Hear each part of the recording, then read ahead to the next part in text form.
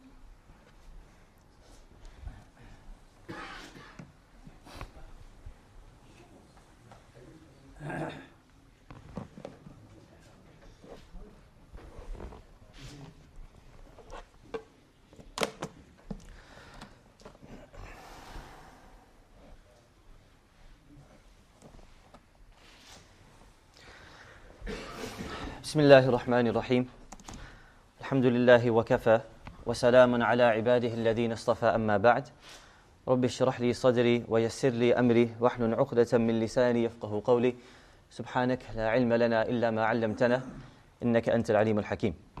So we begin by praising Allah subhanahu wa ta'ala, who is the omnipotent, He's the omniscient, He's our cherisher, He's the all-forgiving, He's the relenting, He's the one who's breathed life into us and given us this very blessed month of Ramadan for us to resuscitate our dead hearts. And then we ask Allah subhanahu wa ta'ala that He allows His divine salutations and benedictions and mercy to cascade and shower down upon His beloved and most choicest servant, the Prophet Muhammad sallallahu alaihi wasallam, who was our greatest and most benevolent well-wisher. There is nobody on the face of this earth, past and present, who showed such unconditional love for people that he would never even know existed or would exist. So the Prophet used to tell his companions, I long for that day where I can finally meet my brothers. So the companions raised an eyebrow and they said, well, aren't we your brothers? So the Prophet said, well, you're my companions, but my brothers, my true brothers, maybe not biological brothers, but definitely brothers in faith and spirit, are the ones who will come generations after me. They'll never have seen me, they won't know what I look like, my characteristics, my features, my appearance, but they'll still believe in me. And on the day of judgment, I'll rush towards them first to embrace them and to hug them. Because they took a bit of a leap of faith to believe in something that they haven't seen. But that's the most fundamental quality and ingredient of a true believer, which Allah outlines in the first page of the Quran. Allah talks about the God-fearing people. Who are they? They're the ones who believe in the unseen. We've never seen Allah, we've never seen the Prophet, but we can experience all of the Prophet's effects and the after effects of the Prophet's existence. So, just having a few technical difficulties with my laptop. Not sure why. But anyway, the topic for today, I like to keep this a little bit interactive as well. So, does anybody know what the title of today's talk is? You can just shout it out, I won't put anybody on the spot.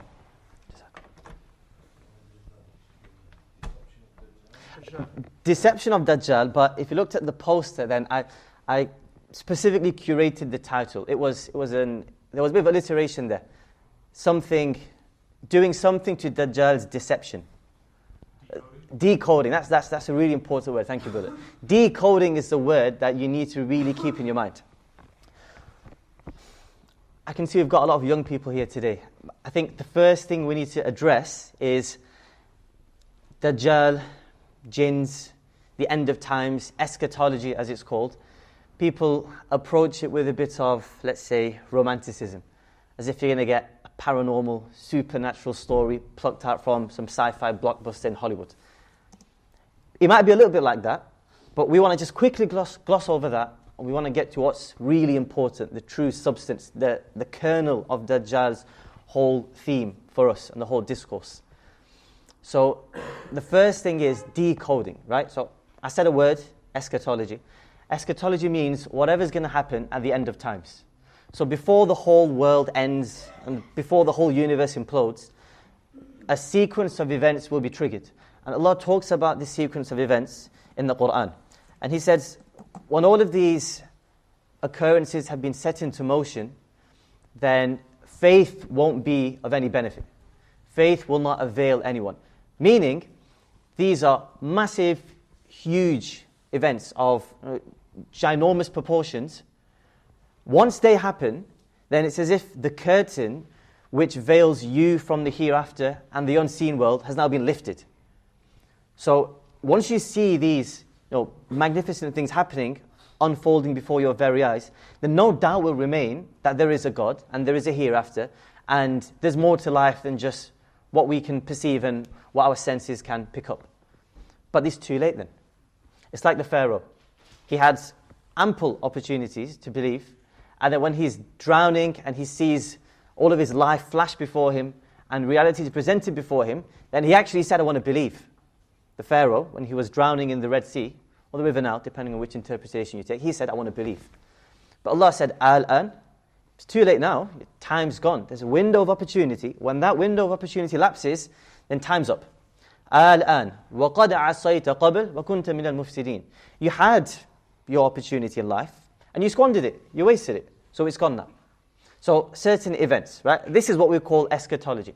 And it'll lead up to the blowing of the trumpet, and then that's it, the entire world will come to an end. And then the trumpet or the horn will be blown again, and then people will be resurrected from their graves, and then all of the proceedings of the hereafter will commence. Now we have two separate signs, or you could say precursors, for Judgment Day. You've got the minor signs, and then you've got the major signs. So what's the difference? What's the distinction between the two? Minor signs, just keep this in mind because it's very simple. Minor signs are local. They're not ubiquitous and they're not universal. Which means you might find some manifestations and expressions of these minor signs in one place, and you might not find them somewhere else. And you might find them in one era, then you might have a gap, and then you might not find them again. So they might reoccur, and they might pop up here and there. For example, disobedience to parents. This is a minor sign. Now some cultures, not an issue. Other cultures, especially in the West here, it's a rampant problem. Another problem, another minor sign, is the proliferation of music and musical instruments. Some cultures you'll have it, some geographical regions you won't have it. So this is a minor sign. Major signs have global impact.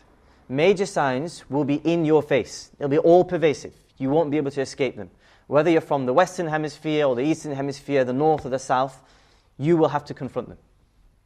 So Dajjal, his events will be triggered by two different occurrences.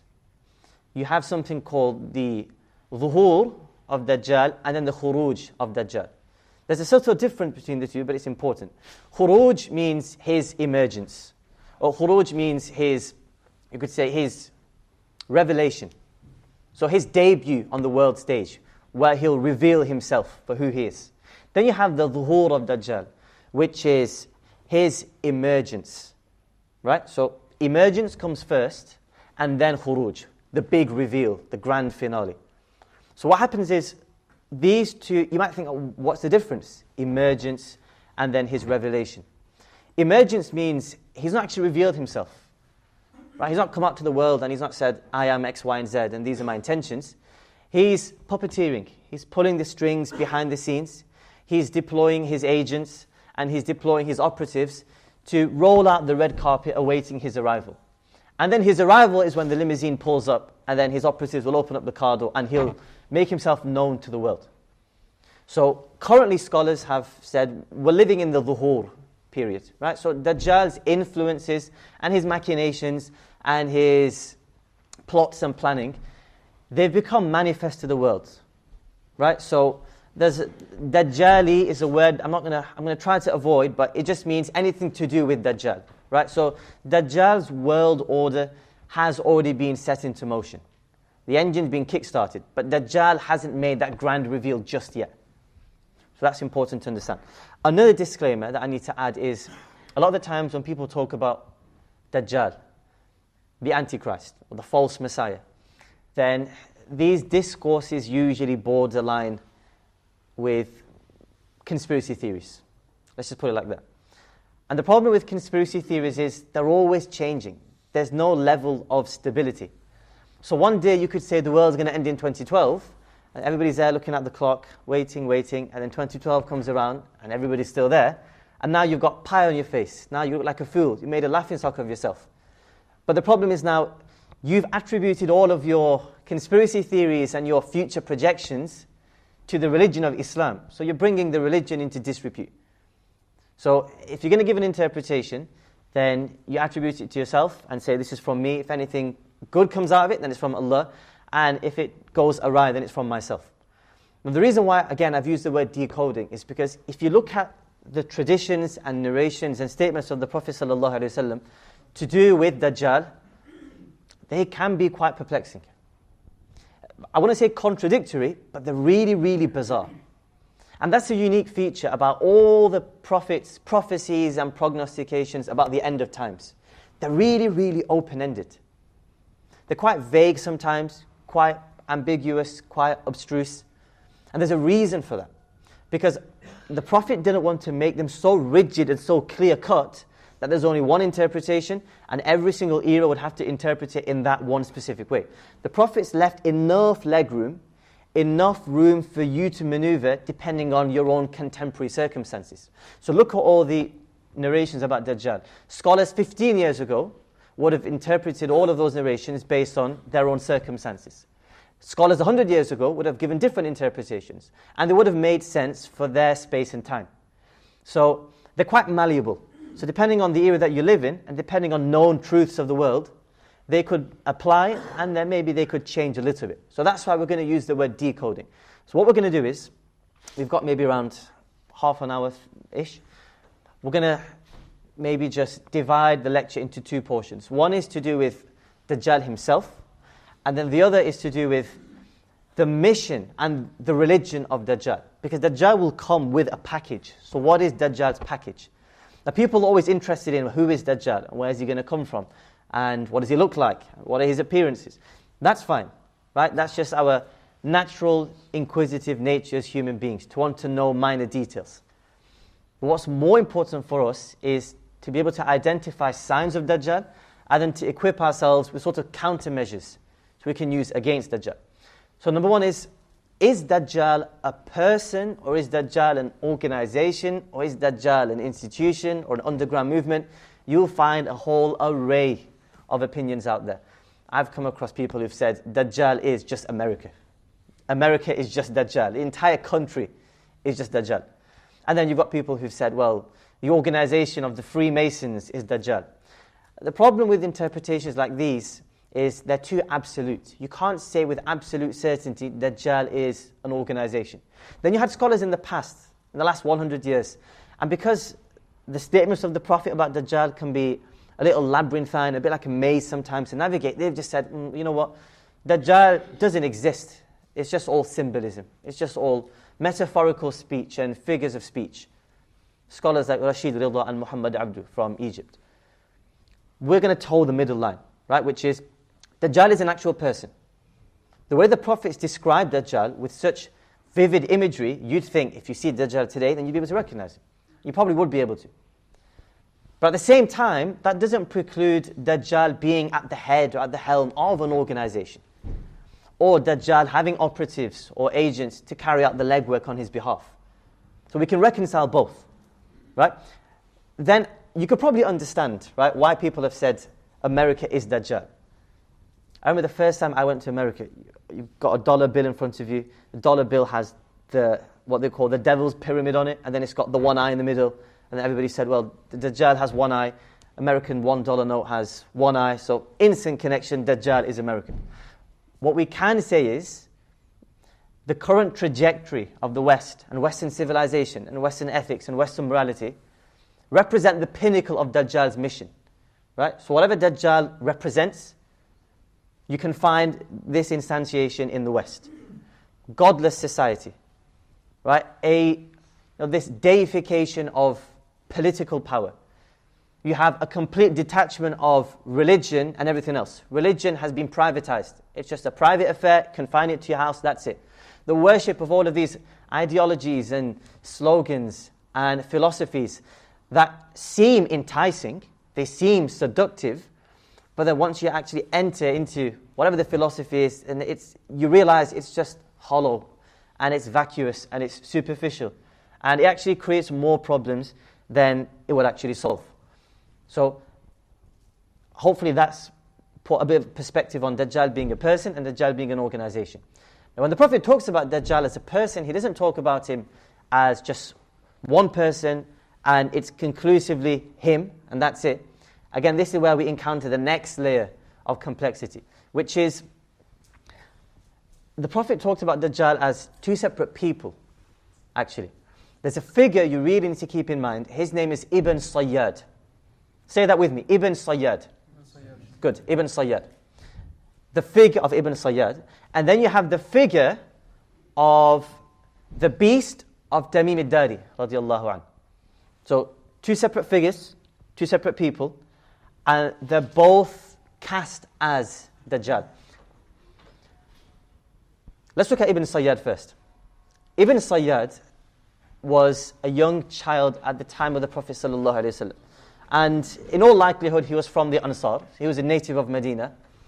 And he was probably around 11 to 12 years old when the Prophet migrated. So he was a young lad. Now the Prophet used to describe Dajjal. Let me give you a description.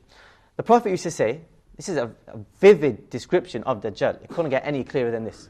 The Prophet used to say, Dajjal has sort of a reddish complexion, right? So he's not pale white, he's not flush red, sort of in between. And he's not got straight flowing locks, he's got curly hair. He's got a broad chest, and he's got wide shoulders, and his facial features are quite abnormal. So he has defective vision in both eyes. One eye is completely obliterated, completely effaced, meaning blind. So there's just a thin sheet of skin covering the eye socket. So he's completely blinded from one eye. The other eye is swollen. And the Prophet gave an example. He said, it looks like a rotten, protruding grape. Right? So it's purple and it might look bruised. So that's Dajjal's facial features. And then, obviously, this is the most famous and the most reputable. Everybody knows about this. On his forehead, imprinted between his eyes, will be the letters Kaf, Fa, and Ra. Kaf, Fa, and Ra symbolize disbelief and ingratitude and all things evil. So that will be imprinted on his forehead. Now again, in previous times, let's say you're talking about 200 years ago, some people might have thought, well, how can this be possible? How can somebody have something written on their forehead? That's why the wonders of the modern world help us to deconstruct and dismantle some of these narrations. I'm sure the young lads will know. Rappers in America, there's one called 6ix9ine, there's another one called Post Malone. Look at all the tattoos on their face. Look at how they've got all sorts of inscriptions and all sorts of symbols and God knows what's on their face.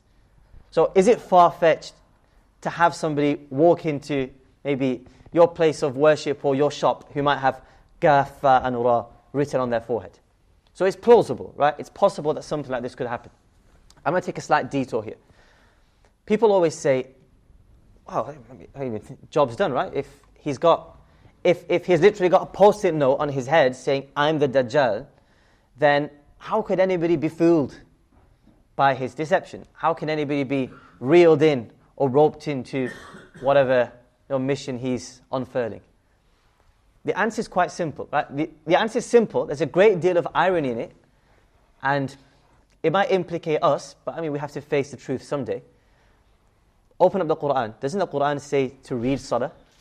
Doesn't the Quran tell you have to pay your charity? Doesn't the Quran say you have to guard your eyes? Doesn't the Quran say you have to do X, Y, and Z, and you have to stay away from X, Y, and Z? Clear cut in front of you. You can access that. There's no conspiracy there. So the Quran tells you to do lots of things, categorically. The Prophet will give lots of instructions and directives, right? And they'll be very clear cut. You can't interpret them away. You can't say they're allegorical. You can't say they're metaphorical. We all know that, but how often do we still defy and violate those commandments? Even though we know it's the truth. And we see it happening in our daily lives. You hear the adhan being called and you think to yourself, I'm a bit tired, can't be bothered today, feeling a bit lethargic, I'll just pray at home. Even though you know the Prophet said that he would have burned down the houses of men who take the easy way out and take the shortcut of praying at home. So we know that, but we still do the opposite. So is it far-fetched to assume that you could have Dajjal in front of you, and because maybe he puts a spin on it, and maybe he embellishes whatever propaganda he has in a way that suits your desires, you think, you know what, maybe it's not all that bad. And the Prophet talked about that. The Prophet said there'll be people, Dajjal will come. Right? I don't think we'll have time to go into this in great detail, but Dajjal will come. He'll have a garden of Eden in one hand, and he'll have a pit from the hellfire in another. Now, whether that means he's going to be walking around with hellfire in heaven, or whether that means he's going to have all sorts of enticements and allurements and amenities that would maybe give people a better life, and then he'd have instruments on the other hand that would make people's lives miserable, we can interpret it in both ways. But the narration still stands. So the Dajjal will come with these sorts of instruments with him. And there'll be believers, and they'll know that he's the imposter, they'll know he's the Antichrist, they'll know he's the false Messiah, but still, because he promises a luxurious life, because he promises a life of comfort, they're willing to take that risk. I know so many people. They know it's not allowed to take a mortgage, they know there's usury involved in it, they know there's an interest-based transaction, but they'll still say, I'm going to university, how am I going to pay off £40,000? They'll still go ahead and do it, even though they know it's wrong. So this is how Dajjal will operate. So you have Ibn Sayyad. So Ibn Sayyad was a young lad. And Ibn Sayyad was such a peculiar figure. The Prophet would describe Dajjal, right? So I've just given you a physical description of Dajjal. And the Prophet he used to say as well, there was a man who lived in the days of pre-Islamic ignorance. And he looked, spitting image of Dajjal, carbon copy. Right? So the companions all knew what Dajjal looked like. Now Ibn Sayyad was quite an enigmatic, shadowy, mysterious figure. He was only young, but he was something of a soothsayer. So you get some people, and you can't have a straight conversation with them. They're just always talking riddles. This was Ibn Sayyad. So one day the Prophet was told by his companions, Ibn Sayyad's playing out with the other boys of Medina. And the Prophet said, there's something strangely odd about Ibn Sayyad. Right? There's this aura, this mysterious aura around him. And he just radiates this wrong energy, these wrong vibes. So the Prophet came to him when he was playing with some of the children in Medina, and the Prophet put him to the test. And the Prophet said, do you testify that I am the true God, that I am the true Prophet and that I am the messenger of God? So Ibn Sayyad, again, he chooses his words carefully. So he said yes, but he uses very unique phrasing here. He says, yes, I acknowledge and confess that you are the Prophet of the unlettered ones. Nabiyul Ummiyin. Ummiyin was a title for the Arabs because they couldn't read or write. Not to say they were unintellectual, it just means they were illiterate, they couldn't read or write. So instead of saying, yes, I believe that you are the Prophet of Allah and you are Muhammad, he said, I believe you are the Prophet of the unlettered ones. Keep that phrase in your mind, because when we get to the Dajjal of Tamim ad-Dar radiallahu anhu, he uses the exact same wording. And then Ibn Sayyad turns the tables on the Prophet and asks a counter question. And then Ibn Sayyad says to the Prophet, well, do you confess, do you acknowledge that I am a messenger of God as well? Odd. So he's saying, yes, I believe that you are. He was a Muslim, by the way. He was a Muslim, he professed faith, but he just did some bizarre, peculiar things. So the Prophet dodged the question, he didn't answer it. And then Ibn Sayyad started talking about some future prophecies. And then he started talking in riddles. And then the Prophet said, okay, if you're as clever as you say you are, what have I just been thinking about? What's just been on my mind? And then he just said two letters. He said, Dukh, Dal and Akha, Ibn Sayyad. This is a 12-year-old child, by the way. 12-year-old child. So that's what makes it all the more bizarre. And the Prophet walked away. When he was asked afterwards, the Prophet said, I was just pondering over a verse of the Quran that had the word Dukhan in it. Dukhan means smoke. And Ibn Sayyad gave me the first two letters of the word Dukhan, Dal and Kha. So the Prophet said to Ibn Sayyad, you have only a portion of what you hope to achieve. What the Prophet was saying there is, you're receiving some information from the other realm, from the unseen realm of the jinn.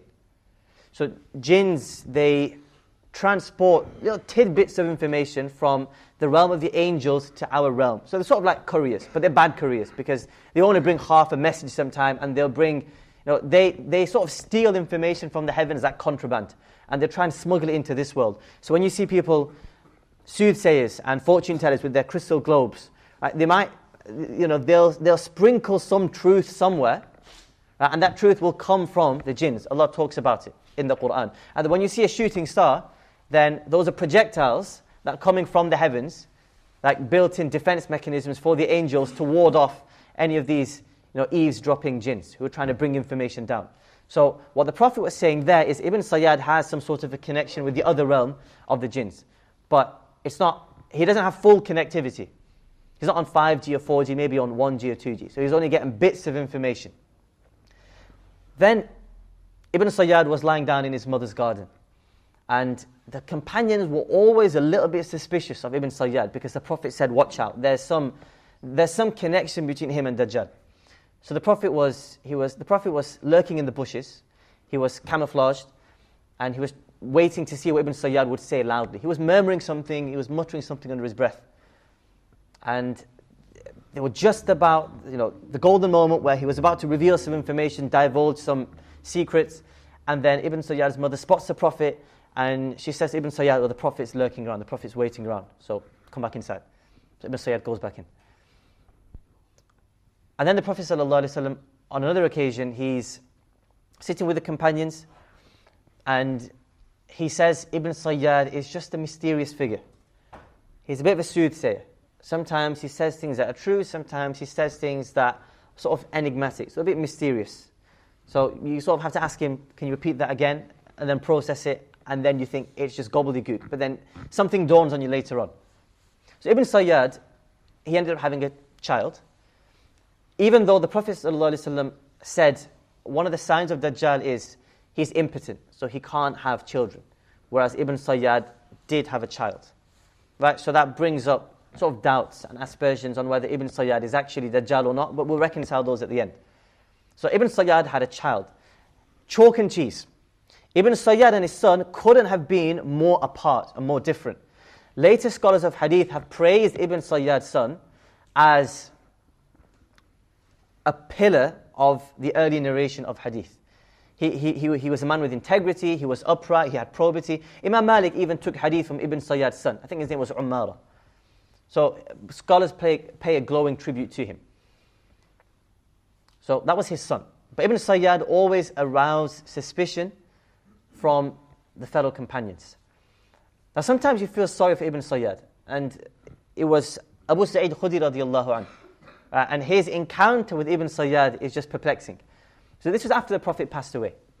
And Ibn Sayyad was coming back from Mecca on his way to Medina with a caravan of pilgrims.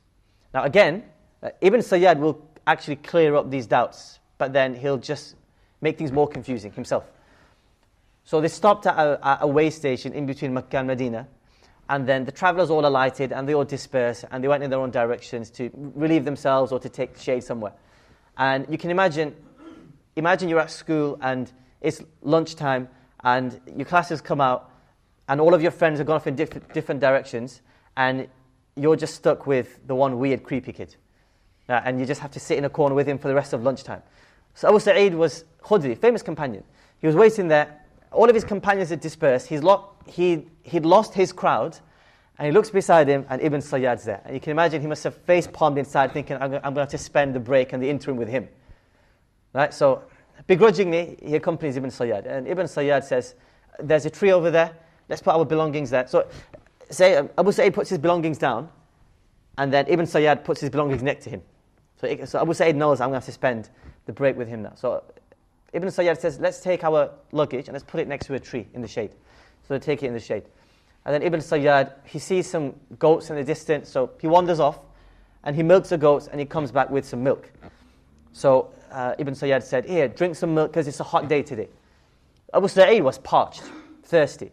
But he was just a little bit suspicious. Has he spiked the drink or has he done something to it? I don't feel comfortable taking anything from Ibn Sayyad. So he just said, it's a hot day and you brought me hot milk. Not going to go down with my stomach, so I'll politely pass here. Ibn Sayyad said, right, fair enough, so he put it down. And then Ibn Sayyad could see that Abu Sa'id was a bit apprehensive. He was a bit fidgety, he was a bit agitated. So this is where you start to feel sorry for Ibn Sayyad, but then he just does a 180 turn and then you think, well, what even is he? So Ibn Sayyad said to Abu Sa'id, I know how you guys look at me. I know you look at me with askance and you look at me with a little bit of suspicion because of what the Prophet used to say. He said, look, didn't the Prophet, this is Ibn Sayyad telling Abu Sa'id, didn't the Prophet say that Dajjal won't be able to enter 4 different sanctuaries? Al-Masjid al-Haram, Al-Masjid al-Nabawi, Al-Masjid al-Aqsa, and Al-Masjid al-Tur, which is the region of the Sinai desert in Egypt. So didn't the Prophet say that Dajjal will be barred entry from these 3 locations? Where have I just come from? I've just come from Mecca. I was in Mecca, I performed all the rituals with you, and I'm accompanying you, so how can I be Dajjal? And I'm headed to Medina now.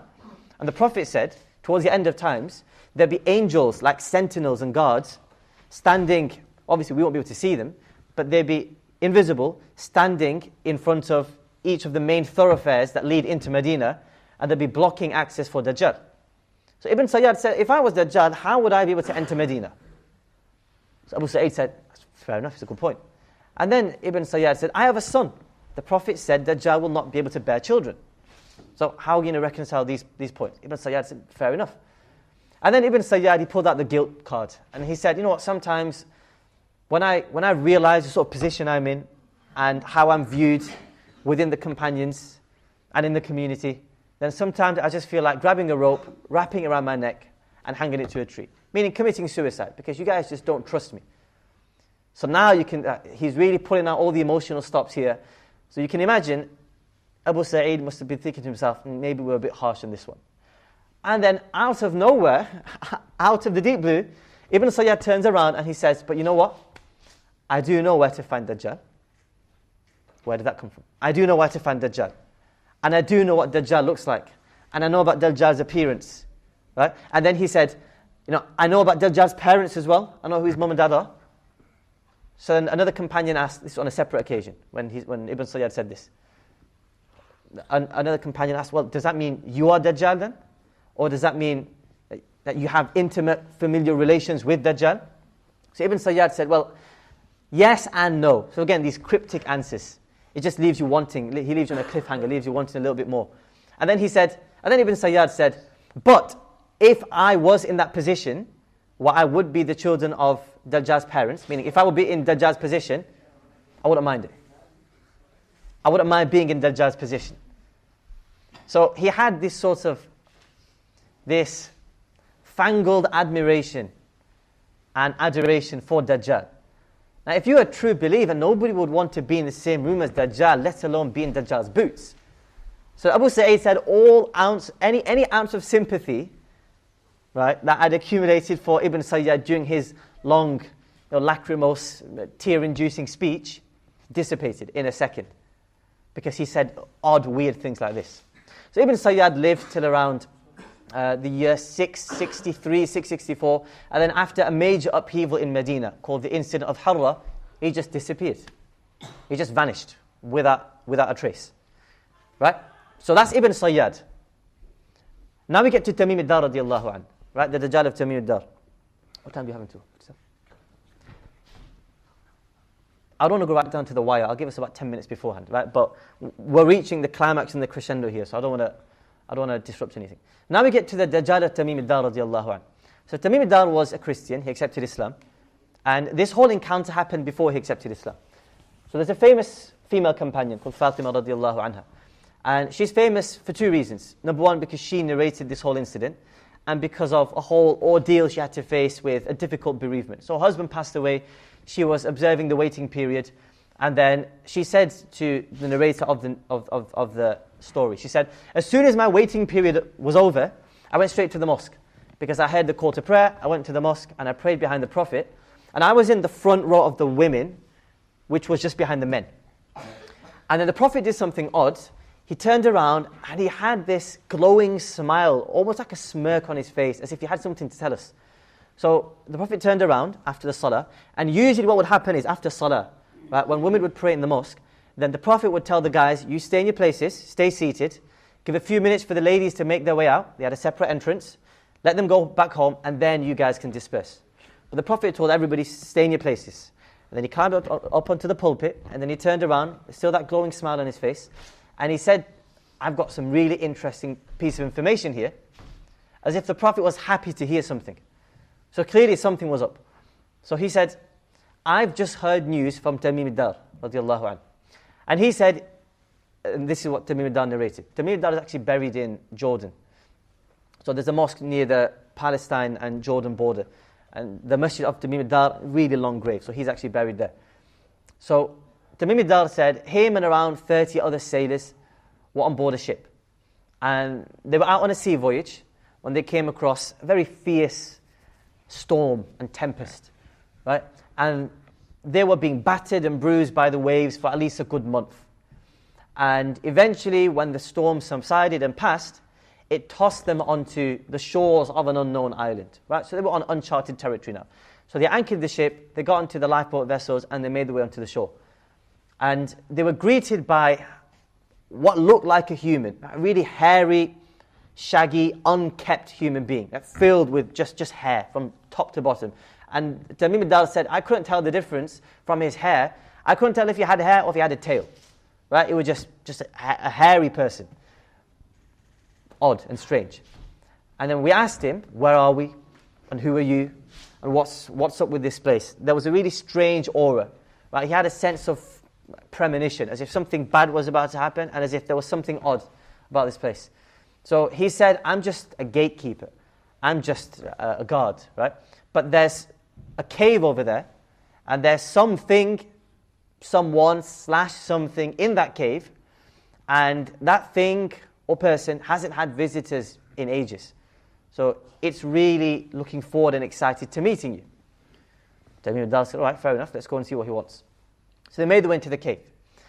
And when they went into the cave, they saw a towering, what looked like a human, a creature. Right? It was a human being, but brawny, built, muscular, towering physique. And it had a really harsh and ugly look about it. And it was shackled from head to toe in chains. Right? The arms of whatever this was, the arms were fettered to the neck. It had manacles and handcuffs all the way up, as if this was, some high-level security risk, and it was a prisoner that just had to be locked up, right? And it had just been sent out for solitary confinement on this island, as if it was, a threat. So started having a conversation. So Tamim ad-Dar said, "Who are you?" So the beast or the creature said, "I'll do the talking here. I'll do the interrogating. Who are you? Where are you from?" So Tamim ad-Dar said, we're Arab seafarers, and we've come from the Arabian Peninsula. So the creature asked a couple of questions. The creature asked number one, he said, there's a place called Baysan, which is in Jordan, and it has fruit, it has trees. Do the trees still bear fruit? Bit of an odd question, bit of a specific question. So Tamim ad-Dar said, yes, the trees still bear fruit. Right, question number one done. Question number two, Lake Tiberias, which is sort of on the border of Jordan and Palestine, does it still have water, or has it completely dried up? So Tamim ad-Dar said, no, it's still flowing and gushing with water, overflowing actually. He said, soon a time will come when the trees of Baysan will become barren, so they won't produce any fruit, and a time will come when Lake Tiberias will be bone dry. And then he asked about a certain well, and he said there's a certain well, again, within the confines of Sham, which is what we call the Levant, modern-day Syria, Jordan, Palestine, Lebanon. So it's a very blessed land. Do the Arabs still irrigate their crops with water from the well? And Tamim ad-Dar said, yes, they do. And then the creature said, well, a time will come where they won't. So he's issuing prophecies about the future. And then he made that grand reveal. And then he said, okay, let me answer your questions because you've been courteous to me. I am Dajjal. Plain and clear and simple. He said, I am Dajjal. I am the Messiah, I am the imposter, I am the false Messiah, I'm the imposter, I am the Antichrist. Right? And I've been locked away here, and soon I'll be free. Once I'm freed, then I will traverse all the lands within 40 days, within a period of 40 days. And everybody will feel my wrath or my scourge. Everybody will be touched by my influence and impact. Everybody. Not a single locality in the world will be left unscathed for 40 days. That's what he said. And they spoke a little bit more at length, and to me that cut the conversation short, and then he came back. Right, so he left the cave, and they boarded their ships again, went back to the mothership, and they came back to Medina. And then he related all of this to the Prophet ﷺ. So the Prophet was happy because he said, look, everything I've been telling you guys, Tamim ad-Dar has just validated it. Right? Tamim ad-Dar has just put the stamp of authentication onto it. So now you guys can believe me. Not that the companions doubted the Prophet, but when you're talking about something which is so mysterious and something so cryptic like this, to have a little bit of validation goes a long way. At least you know that something will happen. And there is some truth to this. So these are the two separate figures of Dajjal that we encounter in prophetic literature. The Dajjal of Ibn Sayyad and the Dajjal of Tamim ad-Dar, radiallahu anhu. So which one is the actual Dajjal? That takes us to a third narration, where the Prophet used to say, there will be 30 small Dajjals, and then 70 small Dajjals, and then you have the big Dajjal. Meaning, you'll have different lower level operatives and agents who carry out Dajjal's dirty laundry. So sort of like hatchet men for Dajjal. And then you have 30, right? So they'll carry out, cloak and dagger, clandestine, black ops works on behalf of Dajjal. And then when Dajjal wants to ramp up his operations, then the next 70 will come. So whether these numbers are definitive, an actual number of 30 or 70, or whether they're just phrases. Numbers in Arabic sometimes, numbers like 7 or 1,000. Sometimes when they're used in the Arabic language, they don't mean a definitive specific number. It just means a multitude, so many. And then you'll have, the crowning phase of Dajjal's operations, which will be him himself. The khuruj, as we talked about. Where Dajjal will then reveal himself, and then that's when he'll go on a rampage. So, Ibn Sayyad could possibly be one of Dajjal's lower level operatives. But the Dajjal of Tamim ad-Dar, it seems more plausible that he is the real deal. That he is the actual imposter. So, that's a little bit about Dajjal and the personalities of Dajjal. Now, what about Dajjal's operations? And Dajjal's machinations and his plots and his plans? Because arguably that's more important for us to be aware of. It just so happens that today's Friday, and we're talking about Dajjal. And what specific surah are we exhorted to read on a Friday? Surah Al-Kahf, right? Now, there is not a single mention of Dajjal in Surah Al-Kahf. Not there. When the Prophet encourages us and motivates us to read Surah Al-Kahf, he incentivizes its recitation by saying, if you recite Surah Al-Kahf, that will be your source of deliverance from the scourge of Dajjal. So, one narration even says, if you read it on a Friday, then you'll be protected for the next 80 days from Dajjal's influences and his propaganda. And if Dajjal does actually make himself known and he publicizes himself, then you won't come in any harms. You won't come in harm's way. So that hadith pretty much emphasizes what we've been saying about khuruj versus dhuhur. Dajjal's influence paving the ground, and then Dajjal actually revealing himself. So what's the connection then? Because Allah doesn't talk about Dajjal in this surah. Allah doesn't even make a passing reference to Dajjal. So why Dajjal and Surah Al-Kahf? Surah Al-Kahf is probably one of the most important surahs for the modern age. Surah Al-Kahf has 4 symbolic tales, cautionary tales. We don't have time to go into them, you can look into them yourself.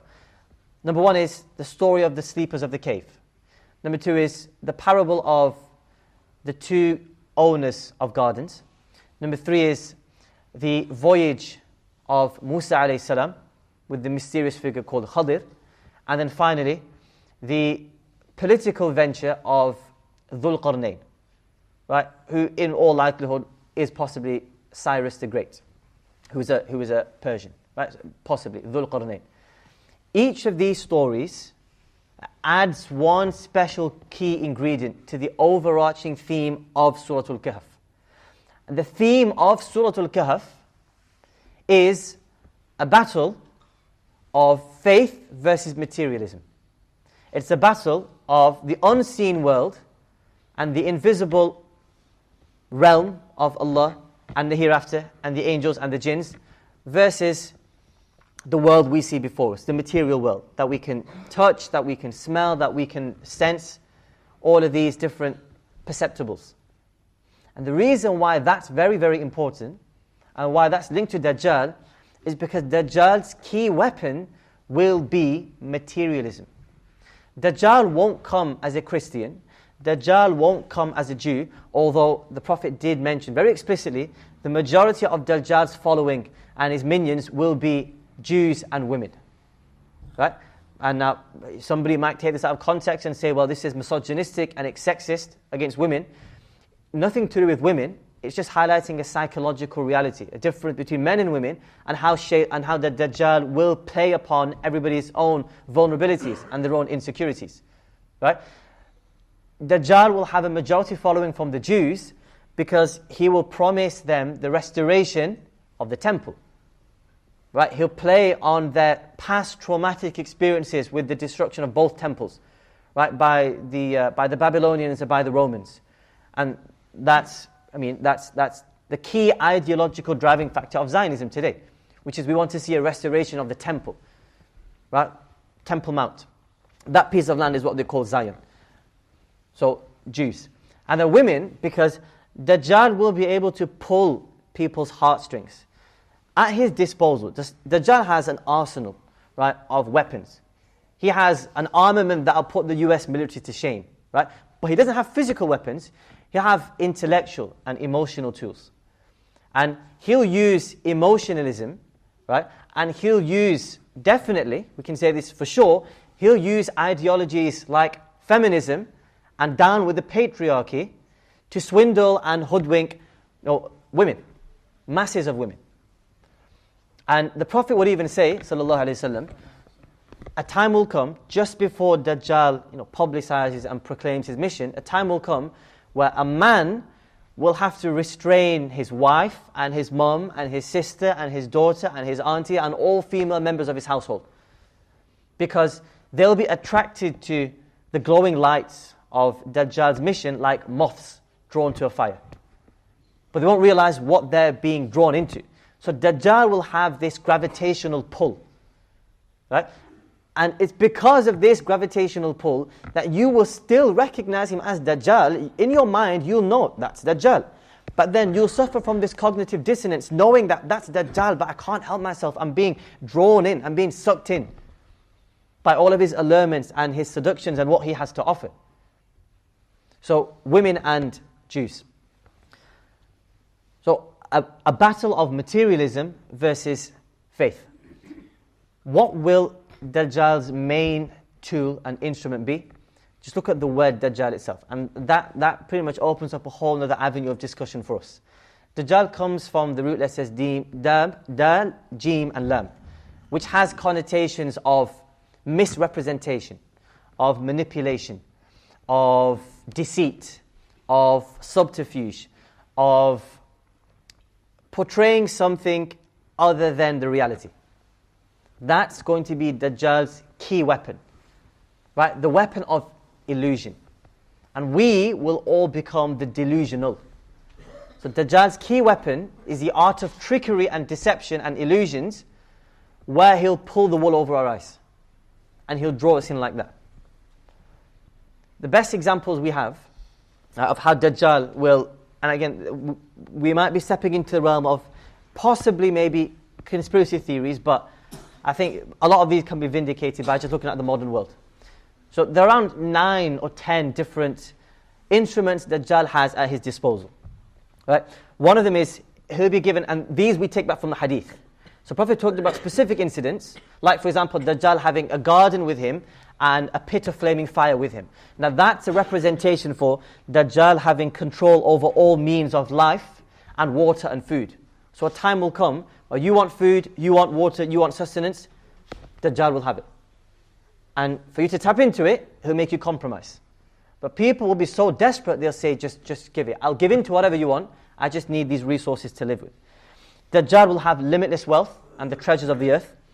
Number 3 is, Dajjal will have control over natural occurrences like rains, different seasons, droughts, famines, maybe even artificial natural disasters like tsunamis and earthquakes and tornadoes. He'll be able to move within the land like clouds flying above it. He will have a donkey. This is a hadith. He'll have a donkey, and there'll be the space of 40 cubits, 40 handspans between each ear. Right? Now, okay, let me pose this question to you. What's the first thing that comes to your mind when you think of that? Donkey, 40 cubits between each ear. Plane, right? Wings, wing on one side, wing on the other side, and it'll allow Dajjal to traverse the entire world within 40 days. And it's possible now with supersonic speed. So, another one. Dajjal will have, he'll have the means of super fast, supersonic travel at his disposal. He will have a fake paradise, right, and a fake hellfire with him. Now, I think that's probably the most important, right? So we'll end on this with just a couple of pointers. Dajjal, his most formidable tool and weapon will be the art of deception, right? And it always reminds me of a quote from Malcolm X, right? Famous Malcolm X from America. He used to say, the most powerful institution on earth is the media, because they have the ability to cast the victims as the oppressors and to reverse the roles by portraying the bloodshedders and tyrants as the victims. If you're in two minds about that, just have a look at what's happening in Palestine. Case closed. Dajjal will have medium like this at his disposal, right? So he'll be able to flip the tables, which is what Dajjal means, where he'll be able to present a really embellished and a luxurious, a tempting form of falsehood in front of you, and he will just have covered it with a shiny veneer. So Dajjal is pretty much the representation of the English saying, not all that glitters is gold, right? It might look fancy, it might look glamorous, but when you actually dig through and scrape past the surface, it's hollow and it's vacuous. There's nothing of real substance there, which is another meaning of the word Dajjal. The Arabs used to use the word Dajjal for plating. So you might have somebody who works with metals, and he'll have a really worthless, valueless metal, a base metal, and he'll plate it, he'll cover it with a thin wrapping of gold or silver, and he'll try to sell it to his clients as a gold or silver product. So he's a fraudster, he's a scam artist, right? He's an imposter. He's trying to capitalize on your ignorance, and he's trying to capitalize on your thirst and craving for power and wealth by giving you a product that is the complete opposite of what it's marketed to be. So Dajjal will sell you a dream only to have you walk into a nightmare. Which is why the Prophet used to say, when Dajjal presents these two options, right, of paradise or hellfire, which we can interpret as a good life or a miserable life, anybody who says, I want a good life, and they walk into the garden, they'll be met with abject doom and misery. And they'll think to themselves, well, hang on a second, he's just promised me paradise and I've walked into hellfire. So Dajjal will say, the grass is greener on the other side. The reason is because he's fertilized that grass with dung and feces. Right? There's another phrase that goes with that saying. He's fertilized it with something else. And then when he presents a hellfire to you, this is a life of misery, a life of impoverished living, a life of seclusion, isolation. Nobody will want to be like you. The true believers will opt for that. And they'll walk into it, and then they'll be met with a slice of paradise. And then they'll remember the saying of the Prophet where he used to say, إِنَّ الْإِسْلَامَ بَدَأَ غَرِيبًا وَسَيَعُودُ غَرِيبًا فَطُوبَى لِلْغُرَبَاءِ. Islam started as something strange. Islam started as a social outcast. Islam started as a pariah where everybody used to think, what is this Islam? Believe in one God, monotheism. We don't want anything to do with that. We're just all about the tradition of our forefathers, paganism. And then Islam gained ascendancy, where Islam ruled over, Muslims ruled over. I'm a buff for history, right? So history is my sort of thing. The Umayyads, right, the first Muslim empire, the first Muslim dynasty. Out of all the dynasties, the Umayyads, Abbasids, Ottomans, Seljuks, the Ayyubids, they ruled over the largest piece of landmass ever in Muslim history, right? And they ruled over around 12 million kilometers squared worth of land, stretching from Spain, even past the Pyrenees Mountains, southern France actually, all the way up until the borders of China. So the Prophet said a time will come where Muslims will rule the world. people will bow down to the Muslim. This was the period, what we call the high imperial caliphate, where even the Roman emperor would tremble in his boots at the mention of the Khalifa. And then the Prophet said, but the tables will turn, fortunes will be reversed, and then Muslim blood will be cheap. Look at it today. Right? I mean, we had a time where the Khalifa's name inspired awe and fear in people's hearts. And now the mention of a Muslim, and you think, Muslim blood? Right? It's not worth anything. People even have to ask, which Muslim blood are you talking about? What, the Uyghurs in the forced concentration camps in China? Or are you talking about the Muslims in Palestine? Or are you talking about that one big concentration camp in Gaza? Or what about Kashmir? What about the Rohingyas? Where do we even begin? وَسَيَعُودُ غَرِيبًا. And Islam will then return to something that people will think about. What is it? Just a bit odd. It doesn't belong in the modern world. It's a fossil. Belongs in the past. And then the Prophet said, طُوبَى لِلْغُرَبَاءِ. As for those people who are seen as social outcasts, and you might be seen as your odd one out, like the Prophet said, you're holding on to a burning piece of coal, it might be very difficult for you to remain loyal and to uphold fidelity to your religion and to your tradition, but طُوبَى لِلْغُرَبَاء. Glad tidings be upon you. You have my blessings. Right? These are the people that we need to be. And those are the circumstances Dajjal will try to engineer and craft.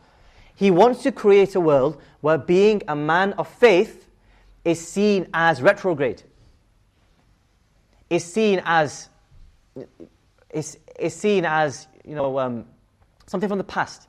It's seen as Neolithic. It belongs in the Stone Age. There's no place for religion today.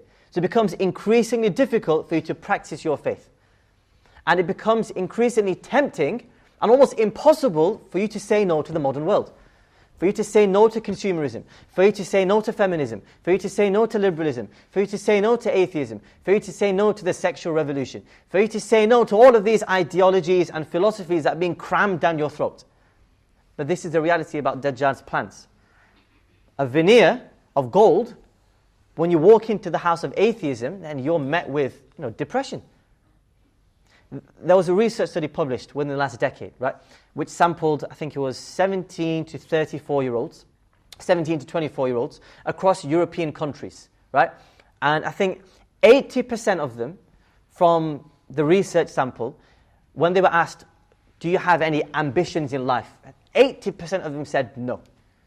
I just don't know what I'm doing in life. Don't know where I've come from, don't know what I'm doing, don't know where I'm headed. I'm just wandering aimlessly. Right? Without any purpose in life.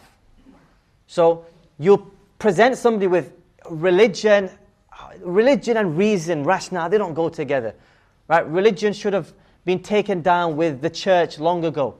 Right? With revolutions of democracy and with secularism. Right? Put religion back into put it back into the time capsule and bury it, because it doesn't belong there. Once you've buried religion, then you realize, well, hang on a second, my life's a bit empty now. My life seems a bit meaningless. My life seems a bit pointless. With feminism, the exact same thing happened. We're witnessing the fifth wave of feminism at the moment. With feminism wave 1, it was all about the suffragettes. Right? This is all part of Dajjal's plan. Right? Everything is linked. This is all part of Dajjal's plan to create constrained circumstances for the believer, where you feel claustrophobic. You feel like the world's massive, but I have nowhere to go. The problem is that even in Muslim countries, some Muslim majority countries, we feel restricted. We feel like we can't express ourselves. We feel like we can't even be the Muslims we want to be, let alone in a non-Muslim country. So even with feminism, first wave feminism, it was about suffragettes, right? We want the right to vote. Now it's about we want the right to be like men. We want the right to be able to have the same wage package as men. We want the right to be able to leave the comfort of our houses as men also do. Plenty of research studies out there, plenty of samples that you can look into. Women that leave the house, right, with this idea, right, that we want to be equal, we want to be on an equal footing with men, end up experiencing more levels and sporadic bouts of depression than maybe a traditional housewife. So the world will tell you, if you want to be a truly independent woman, you need to be like a man. If you want to be like a man, then you can't be cooped up in a house like this, right? You need to break through this cocoon, right, that the patriarchs have set up for you to stifle you. You need to spread your wings like a butterfly in the real world. Okay, what does that mean for me? It means go and get a 9-to-5 job working in an office building. And instead of instead of serving your husband or being a loyal spouse to your husband, just be a loyal employee to your boss. With that sort of an ideological mindset. Traditional gender roles, nothing. Go out into the workplace. And women will go out into the workplace. And then they'll realize, oh, hang on a second, how can I juggle everything? How can I be a mother and a wife and an employee and also take care of my own well-being whilst also living up to this ideal of this is emancipation and freedom for women. So women end up becoming more depressed. This is all part of Dajjal's package of deception. So the final point here, and I know we've zipped from one topic to the next. The final point here is don't be led down a dark path with the whole discourse of Dajjal. So when we usually talk about it, you get two types of people, right? You get the young firebrands and you get fiery, really energetic, vigorous young lads who'll say, I can't wait for Dajjal's era to come. Why is that? So that I can join the army of the Mahdi. So the Mahdi will come first, right? And then Dajjal will appear, and then Isa alayhi salam will come down. So the Mahdi is the hero, the protagonist, and then Dajjal's the antagonist, he's like the anti-hero, the villain, and then Isa alayhi salam will come in and he'll swoop in and save the day. So we know that we know where Dajjal will be slain, we know where Dajjal will be executed, we know where Dajjal and his army will face defeat. So we know everything. Again, you might think to yourself, well, I know Dajjal's going to lose. Right? So what do I have to lose? Have a look at those hadith of the Prophet. Right? The Prophet said, every single prophet that came before me emphatically warned his own companions and his own disciples about the severity and magnitude of Dajjal. So Adam alayhi salam talked about Dajjal, even though his people would never see Dajjal. Right? But they were that grief-stricken and awe-stricken by Dajjal, they just had to let people know, look, a guy will come called Dajjal. He will spread havoc. He will wreak mayhem in the world. Right? Just be glad that you won't be alive to see him, right? But just be aware that he exists. So did Shith alayhi salam and Nuh alayhi salam and Dawood alayhi salam, Sulaiman alayhi salam, every single prophet. All of them warned about Dajjal. And the prophets say, I have to now double down my efforts, right, in empowering you with tools to act as countermeasures because you guys may well and truly face Dajjal. He will come within the last period, this last dispensation of human history. And then the Prophet outlined all of his different character traits and his appearance. So don't feel like I want to join the Mahdi's army and I'm going to be a valiant, gallant soldier. I'm going to be the one to slay Dajjal. I'm going to be there carrying the standard and flag of Isa alayhi salam. I'm going to be marching there, brothers in arms, comrades, because I'm telling you, it's not going to be as romantic as Hollywood might portray some movies or the Armageddon to be like. It's going to be brutal, it's going to be bloody, and you want to stay well away from that. I remember my teacher always used to say, you know, I pray that I don't reach the era of Dajjal. I hope that Allah takes my life well before Dajjal comes. Because it's not as easy as, we've already got a whole list. I can even paint a picture of Dajjal. It's not as easy as that. Right? Because of what I've just told you. We know we have to read Salah, but how often do we just neglect it and brush it to one side? Dajjal will be even more convincing. Dajjal will be even more alluring. And then you get the other people, on the other hand, who will, and sometimes I've noticed this in speeches, right? Where we'll talk about, you know, the funny escapades and shenanigans of Ibn Sayyad at the start, and then later on when we talk about how Dajjal's reign of terror will be so brutal, then sort of a morbid expression grows on their faces and they become a little bit despondent and this sort of attitude of doom and gloom just overtakes them. And then they think to themselves, and I've had people tell me this, I've had people tell me this, you know, by the way, we've read about Dajjal and heard about Dajjal, what's the point even doing anything? They become fatalistic. They become so pessimistic, they think, you know what, there's nothing I can do. How can I, like one person, face off against Dajjal? So I'm just going to wait for the Mahdi to come and he can do all the hard work. He can do all the legwork. I'm just going to do my own thing. I won't focus on bettering myself or ameliorating society or remedying societal ills. I'll just do my own thing. Who cares about the rest of the world? We need to strike a balance between these two extremes. Right? Pray. The Prophet used to pray after every salah. Allahumma inni a'udhu bika min fitnati Dajjal. Oh Allah, distance me. Don't bring me closer. Distance me from the trials and from the depredations of Dajjal. But at the same time, the Prophet always used to encourage his companions to be proactive members of society, to work on constantly bettering yourself. So what I leave you with today is, we've gone through the description of Dajjal and how he's going to operate. The most important thing that I'd say is, this is Dajjal's weapon of mass destruction. This here. Your phones, technology. Right? How can Dajjal, how can he spread his wings over the entire world in 40 days? Well, it's not far-fetched to have Dajjal project himself as a hologram to every single screen, every single technological device. I'm sure there are Hollywood movies where somebody takes over the world and they project themselves with an image on everybody's phones taken over, right? Robots take over the world and they just propagate and convey one message. Right? Dajjal can do exactly the same. This, don't be deceived by this. This wastes your time. And that is one of the minor signs of the Day of Judgment. Wasting time. And time will just fly by like this and you'll think, where did 30 days just go? Have a look at your screen time. 6 hours is the average every day. If it's 6 hours, if yours is 6 hours, you've got a serious problem. You're already falling into Dajjal's hands. You're falling straight into his arms. He's standing behind you. He's saying, fall into my arms. And we've failed the blind trust test. We're just falling right back into his arms, ready for him to embrace us. Right? So be careful about this. Limit it. Put it away. Only use it when necessary. And be wary of social media, the media, and the illusion of the world. Right? Stick to being an uncomplicated, simplistic person. Right? Don't be drawn in by all the glitz and glamour of the world. Because no matter how glittery and glamorous something might be, it can never truly match the substance of faith. Right? Which might seem a little bit boring sometimes, might seem a little bit too simple, right? But simplicity is the key to success. We ask Allah subhanahu wa ta'ala, He allows our brains to digest this information and He allows us to take something back which is beneficial.